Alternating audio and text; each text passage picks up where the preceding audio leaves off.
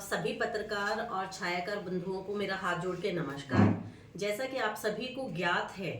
कि उचाना क्षेत्र के एक सरकारी स्कूल का जो एक गंभीर मामला सामने आया है, उसको लेके आज यहाँ पे मैं आप सबसे रूबरू हुई हूँ। पिछले जैसा कि आप सबको ज्ञात है, एक मामला जो आया था सरकारी स्कूल का, जिसमें कुछ बच्चियों ने प्रधानमंत्री, राष्ट्रपति को और महिला आयोग को एक लगभग आप ये मानिए लगभग अगस्त के महीने में उन्होंने 5 पेज का एक पत्र लिखकर अपनी एक शिकायत प्रिंसिपल के नाम दर्ज करवाई थी, जिसको लेके 13 सितंबर को महिला आयोग के पास वो पत्र पहुंचा और उस पत्र के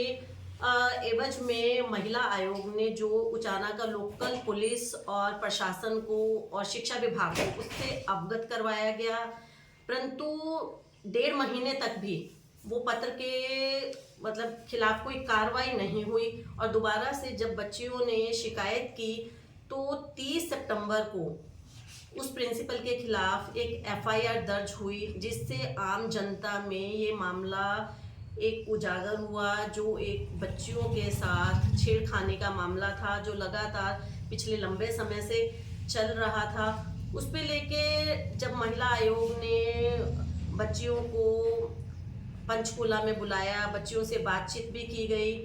तो 4 नवंबर को जो आरोपी प्रिंसिपल को गिरफ्तार किया गया और तब से वो प्रिंसिपल जुडिशियल कस्टडी में है। परंतु अगर हम देखें तो इस मामले में जिस तरह से कार्रवाई होनी चाहिए उस तरह से कार्रवाई नहीं हो रही है। इसमें कुछ न कुछ ऐसे तथ्य हैं जो छुपे हैं, जो बच्चियों के माँ बाप हैं वो भी मामले को लेके आगे नहीं आ रहे हैं, तो कहीं ना कहीं वो भय के माहौल में भी हैं। मैं खुद एक महिला हूँ, मैं एक माँ भी हूँ, बेटी भी हूँ, बहन भी हूँ, तो उसके नाते मैं उन माँ बाप का दर्द, उनकी तकलीफ बहुत अच्छे से समझ भी सकती हूँ कि किस तरह से वो एक भय के माहौल में हैं। लगभग 60 बच्चियों ने कंप्लेंट की थी, परंतु और अपने बयान भी दिए थे इस मामले को लेके, परंतु धीरे धीरे अभी जब 2 दिन पहले आपने देखा होगा, आप सबको पता भी है कि जो SS अधिकारी शिवाजी आई थी, तो उस समय पे बहुत सारे माँ बाप से उन्होंने बात की, लेकिन सभी माँ बाप ने इस पे चुप्पी साध ली। जो 60 लड़कियों के बयान आए थे उसमें भी सिर्फ 5 बच्चियों के बयान ही दोबारा दर्ज कर पाए। तो इतना गंभीर मामला होते हुए भी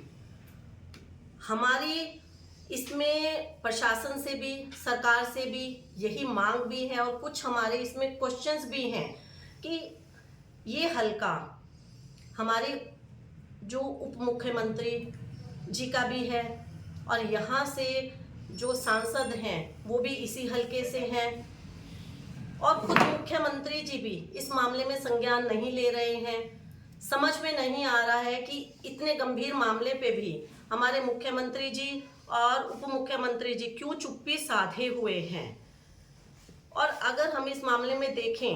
कि पिछले 6 सालों के प्रिंसिपल के कार्यकाल में जब एक विद्यालय में 2000 बच्चियां थी और उनकी जो संख्या धीरे धीरे घट के 1200 तक पहुंच गई, तो क्यों शिक्षा विभाग ने बच्चियों के ड्रॉप आउट के लिए संज्ञान नहीं लिया। और उसके साथ साथ जो 60 बच्चियों आगे आई थी जिन्होंने पत्र लिखकर एक शिकायत दर्ज करवाई थी, अपने बयान दर्ज करवाए थे, तो उस पे अब तक पूरी तरह से जांच क्यों नहीं हो रही है, क्योंकि ये मामला इतना गंभीर है।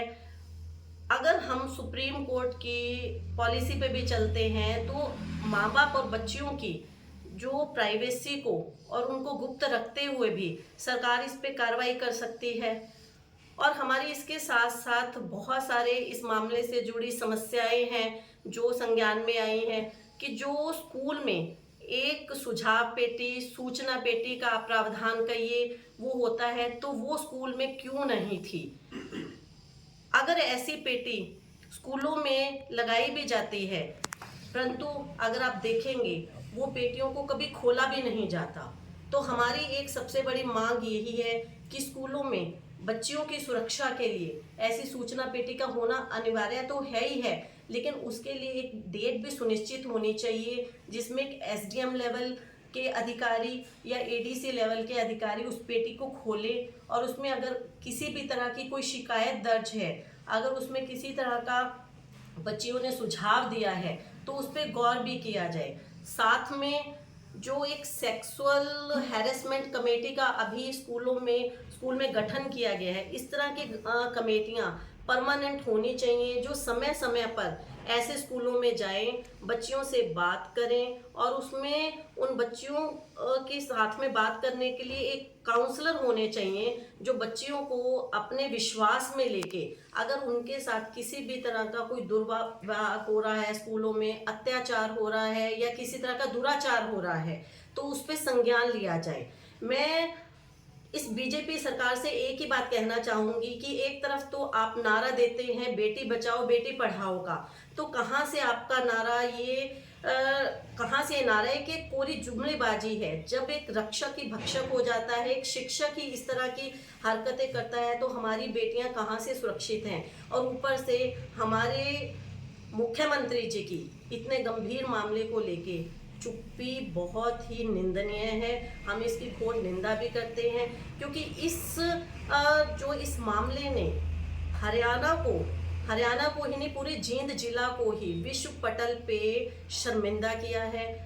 एक तरफ तो हम दौड़ में हैं विश्व गुरु बनने की तरफ, परंतु जब हमारे देश में, हमारे प्रदेश में और हमारे जिला में हमारी बेटियां